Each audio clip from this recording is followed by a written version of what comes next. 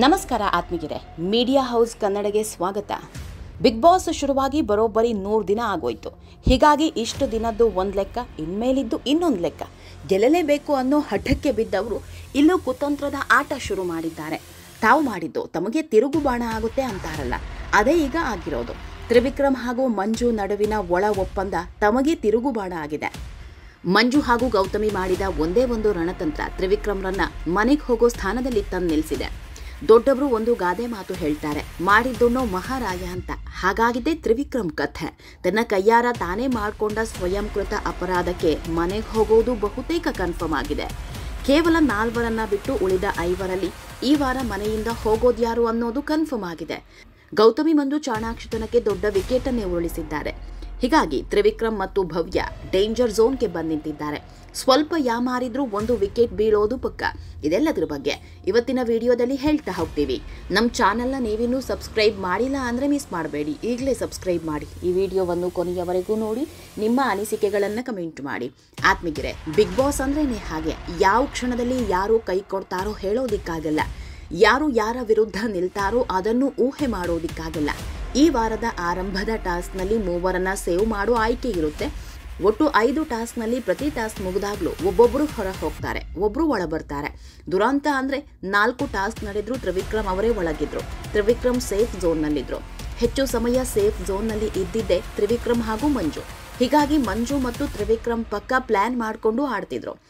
3ನೇ ಆಟಗಾರ ಯಾರೇ ಬಂದರೂ ಅವರನ್ನ ನಾಮಿನೇಟ್ ಮಾಡ್ತಿದ್ರೆ ಹೊರತು ಇವರಿಬ್ರು ಮಾಡ್ಕೊಳ್ತಿರ್ಲಿಲ್ಲ. ತ್ರಿವಿಕ್ರಮ್ಗೆ ಮಂಜು ತಮ್ಮನ್ನ ಸೇವ್ ಮಾಡ್ತಾರೆ, ತಮ್ಮ ಹೆಸರು ತಗೊಳ್ಳಲ್ಲ ಅನ್ನೋದಿತ್ತು. ಹೀಗಾಗಿ 5 ಸುತ್ತಿನಲ್ಲೂ ಮಂಜು ಹೆಸರನ್ನ ತಗೊಂಡಿರ್ಲಿಲ್ಲ. ಆದರೆ ಕೊನೆ ಸುತ್ತಲ್ಲಿ ಪಕ್ಕ ಡಬಲ್ ಗೇಮ್ ಆಟ ಆಡಿದ್ರು. ಹನುಮಂತ, ತ್ರಿವಿಕ್ರಮ್ ಹಾಗೂ ಮಂಜು ಇದ್ದಾಗ ಒಬ್ರು ಹೊರ ಹೋಗಿ ಗೌತಮಿ ಒಳ ಬರಬೇಕಿತ್ತು. ಆಗ ಮಂಜು ಪಕ್ಕ ಡಬಲ್ ಗೇಮ್ ಆಟ ಆಡಿದ್ರು. ಹನುಮಂತ ವ್ಯಕ್ತಿತ್ವದಲ್ಲಿ ತುಂಬಾ ಮುಂದಿದ್ದಾನೆ, ನಿನಗಿಂತಲೂ ವ್ಯಕ್ತಿತ್ವದಲ್ಲಿ ದಿ ಬೆಸ್ಟ್ ಅನ್ನೋ ಕಾರಣ ಕೊಟ್ಟು ತ್ರಿವಿಕ್ರಮ್ರನ್ನೇ ನಾಮಿನೇಟ್ ಮಾಡಿದ್ರು. ಹನುಮಂತ ನಾಮಿನೇಟ್ ಮಾಡಿದ್ದು ತ್ರಿವಿಕ್ರಮ್ರನ್ನ, ತ್ರಿವಿಕ್ರಮ್ ಮಾಡಿದ್ದು ಹನುಮಂತನನ್ನ. ಈ ಹೊತ್ತಲ್ಲಿ ತ್ರಿವಿಕ್ರಮ್ಗೆ ಒಂದು ನಂಬಿಕೆ ಇತ್ತು, ಮಂಜಣ್ಣ ಹನುಮಂತನನ್ನ ಟಾರ್ಗೆಟ್ ಮಾಡ್ತಾರೆ ಅಂತ. ಆದರೆ ಮಂಜಣ್ಣ ದೊಡ್ಡ ದಾಳ ಉರುಳಿಸಿದ್ರು. ಹನುಮಂತನನ್ನ ಉಳಿಸ್ಕೊಂಡು ದೊಡ್ಡ ವಿಕೆಟ್ ಹೊಡಿಬೇಕು ಅಂತ ತ್ರಿವಿಕ್ರಮ್ರನ್ನೇ ಟಾರ್ಗೆಟ್ ಮಾಡಿದ್ರು. ಇಷ್ಟು ಸುತ್ತಲಿ ಸೇಫ್ ಆಗಿದ್ದ ತ್ರಿವಿಕ್ರಮ್ ಕೊನೆ ಹಂತದಲ್ಲಿ ದಿ ಎಂಡ್ ಹಂತಕ್ಕೆ ಬಂದು ನಿಂತರು. ಅತ್ತ ಬಾಲ್ ಟಾಸ್ಕ್ನಲ್ಲಿ ಗೆದ್ದು ಬಂದಿದ್ದ ಗೌತಮಿ ಕೂಡ ತ್ರಿವಿಕ್ರಮ್ರನ್ನೇ ಟಾರ್ಗೆಟ್ ಮಾಡಿ ನೀವೇ ಹೊರ ಹೋಗಬೇಕು ಅಂದ್ರು.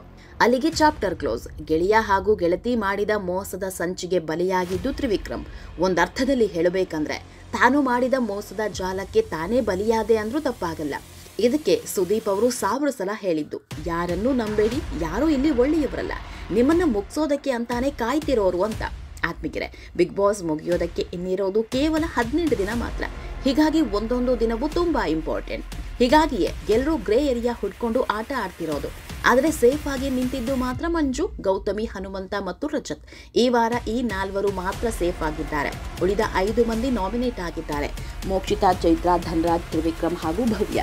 ಆತ್ಮೀಯರೇ, ಮಂಜು ಹಾಗೂ ಗೌತಮಿ ಕಣ್ಣಿರೋದು ಒಬ್ಬರ ಮೇಲೆಯೇ.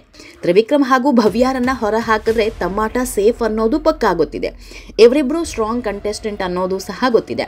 ಅಷ್ಟೇ ಯಾಕೆ, ಈ ಬಾರಿ ಟಾಪ್ 5ಗೆ ಹೋಗೋದು ಒಬ್ಬಳೇ ಹುಡುಗಿ ಅನ್ನೋ ಯೋಚನೆಯನ್ನು ತುಂಬಾ ಚೆನ್ನಾಗಿ ಮಾಡ್ಕೊಂಡಿದ್ದಾರೆ. ಭವ್ಯ ಎಲ್ಲ ಆಟದಲ್ಲೂ ಮುಂದಿದ್ದಾರೆ. ಹೀಗಾಗಿ ಗೌತಮಿ ಬಚಾವ್ ಆಗಬೇಕು ಅಂದರೆ ಭವ್ಯರನ್ನ ಹೊಡಿಲೇಬೇಕು ಅನ್ನೋದು ಮಂಜು ಮತ್ತು ಗೌತಮಿ ಟಾರ್ಗೆಟ್. ಇದರ ಜೊತೆ ಇನ್ನೊಂದು ಬೋನಸ್ ಅನ್ನೋ ಹಾಗೆ ತ್ರಿವಿಕ್ರಮ್ಗೂ ಬಲೆ ಹೆಣೆದಿದ್ದಾರೆ. ಆಟದ ರೂಪದಲ್ಲಿ ಜಗಳಕ್ಕೆ ಕನ್ವರ್ಟ್ ಮಾಡ್ತಿದ್ದಾರೆ. ಇಡೀ ಆಟದ ದಿಕ್ಕನ್ನೇ ಮೋಸದ ಜಾಲವಾಗಿ ಟರ್ನ್ ಮಾಡ್ತಿದ್ದಾರೆ. ಆತ್ಮೀಯರೇ, ಈ ವಾರ 2 ವಿಕೆಟ್ ಉರುಳೋದು ಗ್ಯಾರಂಟಿ. ಇಷ್ಟು ದಿನ ಗೌತಮಿ ಉಳಿಯೋದೇ ಅನುಮಾನ ಅನ್ನೋದಿತ್ತು. ಈ ವಾರ ಇಲ್ಲ, ಮುಂದಿನ ವಾರ ಮನೆಗೆ ಹೋಗೋದು ಖಾಯಂ ಅನ್ನೋ ಮಾತುಗಳು ಶುರುವಾಗಿದ್ವು. ಆದರೆ ಲಕ್ ಅನ್ನೋದು ಗೌತಮಿ ಕೈ ಹಿಡಿದಿದೆ. ಈ ವಾರ ಗ್ರೇಟ್ ಬಚಾವ್ ಆಗಿದ್ದಾರೆ. ಬರೀ ತಾವು ಬಚಾವ್ ಆಗೋದಷ್ಟೇ ಅಲ್ಲ, ಎದುರಾಳಿ ತ್ರಿವಿಕ್ರಮ್ರನ್ನ ನೆಲಕ್ಕುರುಳಿಸಿ ತಮ್ಮ ಗೆಳೆಯ ಮಂಜೂರನ್ನ ಕಾಪಾಡಿಕೊಂಡಿದ್ದಾರೆ.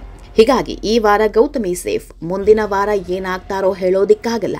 ಆದರೆ ಈ ವಾರ ಅಪ್ಪಿತಪ್ಪಿ ಭವ್ಯ ಹಾಗೂ ತ್ರಿವಿಕ್ರಮ್ರಲ್ಲಿ ಯಾರೇ ಒಬ್ಬರು ಹೋದರೂ ಗೌತಮಿ ಹಾಗೂ ಮಂಜು ಹೊಡಿದ್ದ ಬಾಣ ಸಕ್ಸಸ್ ಆದಂತೆ. ಹೀಗಾಗಿ ತ್ರಿವಿಕ್ರಮ್ ಮತ್ತು ಭವ್ಯಗೆ ನಡುಕ ಶುರುವಾಗಿದೆ. ಅದರಲ್ಲೂ ಭವ್ಯ 2 ಬಾರಿ ನಾಮಿನೇಷನ್ನ ಕೊನೆ ಹಂತಕ್ಕೆ ಹೋಗಿ ಬಂದಿದ್ದಾರೆ. ಇನ್ನೇನು ಔಟ್ ಆದರೂ ಅಂದ್ಕೊಳ್ಳುವಾಗಲೇ ವಾಪಸ್ ಬಂದಿದ್ದಾರೆ. ಹೀಗಾಗಿ ಈ ಬಾರಿ ಏನಾಗುತ್ತೆ ಅನ್ನೋದನ್ನು ಊಹಿಸೋದಿಕ್ಕೂ ಆಗಲ್ಲ. ಆದರೆ ಉಳಿದವರಿಗೆ ಕಂಪೇರ್ ಮಾಡಿದ್ರೆ ಭವ್ಯ ಸ್ಟ್ರಾಂಗ್ ಕಂಟೆಸ್ಟೆಂಟ್, ಇದರಲ್ಲಿ ಯಾವುದೇ ಅನುಮಾನ ಇಲ್ಲ. ಒಬ್ಬ ವ್ಯಕ್ತಿಯಾಗಿ ಭವ್ಯ ಹೇಗಿದ್ದಾರೋ ಅದು ಬೇಡ. ವ್ಯಕ್ತಿತ್ವದ ಆಟದಲ್ಲಿ ಭವ್ಯ ಸೋತಿರಬಹುದು, ಆದರೆ ಟಾಸ್ಕ್ ಅನ್ನೋ ವಿಷಯದಲ್ಲಿ ಸೋತಿಲ್ಲ. ಮೋಸ್ಟ್ಲಿ ಇದೇ ಫಸ್ಟ್ ಅನ್ಸುತ್ತೆ ಗೌತಮಿ ಹೀಗೆ ಗೆದ್ದಿದ್ದು. ನಾಮಿನೇಟ್ ಆಗಿರೋ 5ರಲ್ಲಿ ನಮ್ಮ ಪ್ರಕಾರ ಚೈತ್ರ ಮತ್ತು ಮೋಕ್ಷಿತಾ ಹೊರ ಹೋಗೋ ಸಾಧ್ಯತೆ ಬಹಳ ಇದೆ. ಆತ್ಮೀಯರೇ, ನಿಮ್ಮ ಪ್ರಕಾರ ಯಾರು ಹೊರ ಹೋಗಬಹುದು, ಯಾರು ಸೇವ್ ಆಗಬಹುದು ಅನ್ನೋದನ್ನ ಕಮೆಂಟ್ ಮೂಲಕ ತಿಳಿಸಿ. ಅಲ್ಲದೆ ನಮ್ಮ ಚಾನೆಲ್ನ ಸಬ್ಸ್ಕ್ರೈಬ್ ಮಾಡೋದನ್ನ ಮರಿಬೇಡಿ.